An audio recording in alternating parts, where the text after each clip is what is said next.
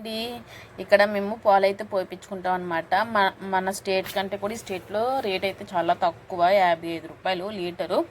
ఇంకా ఆయన అడిగితే జున్ను పాలు అయితే ఇచ్చారు. ఓన్లీ పిల్లలకి కాబట్టి ఆ పాలు అయితే కాగబెట్టి ఇచ్చాను, నార్మల్ పాలు. ఈ జున్ను పాలు అయితే నార్మల్గా నేను జున్ను అయితే చేస్తున్నాను అనమాట. ఇక్కడ వాళ్ళు ఎవరికి వంట అయితే అంటే ఇలా జున్ను చేసుకోవడం తెలియదంట. నార్మల్గా పాలు పొయ్యి మీద పెట్టుకొని కొంచెం పంచదార వేసుకొని మనం ఎరగొట్టుకొని తాగుతాం కదా, సో అట్లాగైతే తాగేస్తారంట. ఇంకా జున్ను అయితే చేస్తున్నానండి. ఇందులో ఫుల్ క్రీమ్ మిల్క్ అయితే తీసుకొని, మాకు ఇష్యూడ్ మిల్క్ అండి ఇది. సో ఇంకా మిల్క్ అయితే తీసుకొని జున్ను అయితే చేస్తున్నాను. చేసిన తర్వాత ఆయనకు కూడా కొంచెం పెట్టానులేండి. పెడితే టేస్ట్ అయితే బహుత్ బడియా, మేము బహుత్ బడియా అన్నారంటే చాలా బాగుంది, నేను ఎప్పుడు తెలియదని అంటున్నారనమాట. సో నేను ఈ యాలకులు కూడా అది స్టార్టింగ్లో వేయడం మర్చిపోయానండి, మళ్ళీ పెట్టిన తర్వాత గుర్తుకొచ్చింది. సో ఇంక అప్పుడైతే వేస్తున్నాను అనమాట.